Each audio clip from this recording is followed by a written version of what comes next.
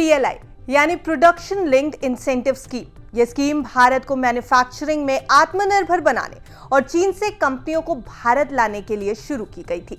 अब सरकार ने इसे आगे ना बढ़ाने का फैसला किया है। आइए समझते हैं कि यह स्कीम आखिर क्या थी, इसके क्या फायदे और नुकसान रहे और सरकार के इस स्कीम को बंद करने के पीछे का क्या कारण था। नमस्कार, आप देख रहे हैं बिस्तक। मैं हूं आपके साथ अडमत Dwivedi. Production linked incentive scheme Bharat में मैन्युफैक्चरिंग को बढ़ावा देने के लिए 2020 में शुरू की गई थी। सरकार ने 750 कंपनियों को इस योजना में शामिल किया, जिनमें एप्पल के सप्लायर फॉक्सकॉन, भारतीय कंपनी रिलायंस इंडस्ट्रीज और कई अन्य बड़े नाम भी शामिल थे। कंपनियों को यह वादा किया गया कि अगर वो तय लक्ष्य के मुताबिक प्रोडक्शन करेंगी तो उन्हें कैश इंसेंटिव मिलेगा। सरकार का लक्ष्य था कि भारत में मैन्युफैक्चरिंग का हिस्सा 2025 तक 25% तक बढ़ा दिया जाए, लेकिन अब योजना को आगे नहीं बढ़ाने का फैसला किया गया है। इस योजना के फेल होने के पीछे कई वजहें भी बताई जा रही हैं। उन वजहों पर भी चलिए एक के बाद एक नजर डाल लेते हैं। पहला कारण है लक्ष्य से कम प्रोडक्शन, यानी पीएलआई योजना के तहत कंपनियों को तय सीमा में प्रोडक्शन को बढ़ाना था, लेकिन बहुत सारी कंपनियां अपने लक्ष्य को पूरा नहीं कर पाई। अक्टूबर 2024 तक इस योजना के तहत 12.61 लाख करोड़ रुपए का प्रोडक्शन हुआ, जो सरकार के तय लक्ष्य का सिर्फ 37% था। कई कंपनियों ने तो प्रोडक्शन शुरू ही नहीं किया, जबकि कुछ ने अपने टारगेट पूरे किए, लेकिन सरकार से उन्हें इंसेंटिव नहीं मिला। दूसरा कारण था सरकार की धीमी पेमेंट प्रक्रिया। पीएलआई योजना के तहत कंपनियों को जो इंसेंटिव मिलने थे वो बहुत ही धीमी गति से जारी किए गए। 2024 तक सरकार ने सिर्फ 14,500 करोड़ रुपए का इंसेंटिव दिया, जो स्कीम के कुल फंड का 8% ही है।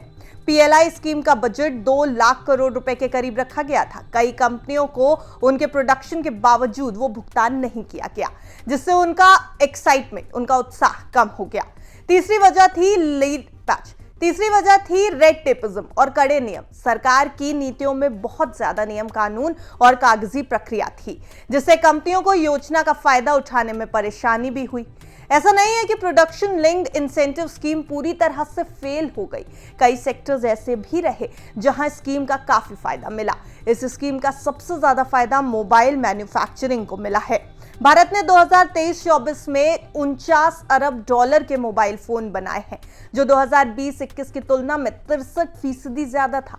एप्पल जैसी कंपनियों ने भारत में अपने प्रोडक्शन को बढ़ाया और अब नए आईफोन्स के मॉडल्स का प्रोडक्शन भारत में हो रहा है। फार्मा सेक्टर को भी इस स्कीम का पूरा फायदा मिलता दिखाई दिया। फार्मा एक्सपोर्ट्स 2023-24 में $27.85 अरब तक पहुंच गया, जो एक दशक पहले के मुकाबले लगभग दोगुना था। ये योजना स्टील, टेक्सटाइल और सोलर पैनल मैन्युफैक्चरिंग के लिए फेल साबित हुई है। इन सेक्टर्स में भारत को चीन जैसी सस्ती लागत वाली कंपनियों से कड़े कंपटीशन का सामना भी करना पड़ा। सोलर इंडस्ट्री में 12 में से 8 कंपनियां अपने टारगेट को पूरा नहीं कर पाई। अडानी और रिलायंस जैसी कंपनियों ने अपने प्रोजेक्ट पूरे नहीं किए या जरूरी उपकरण तक नहीं मंगाए। इससे साफ होता है कि पीएलआई योजना कुछ सेक्टर्स के लिए ही फायदेमंद रही। जिस लक्ष्य को पूरा करने के लिए इस स्कीम को लाया गया था, उसमें ये सफल नहीं रही। अब सरकार नए ऑप्शंस पर काम कर रही है। अब सबसे बड़ा सवाल ये कि क्या भारत अपनी मैन्युफैक्चरिंग इंडस्ट्री को सही रास्ते पर ला पाएगा? आपको क्या लगता है? हमें कमेंट सेक्शन में जरूर बताएं। वीडियो अच्छा लगा हो तो वीडियो को लाइक और शेयर भी कर लें और बिस्तक को सब्सक्राइब करना बिल्कुल ना भूलें। देखते रहिए बिस्तक।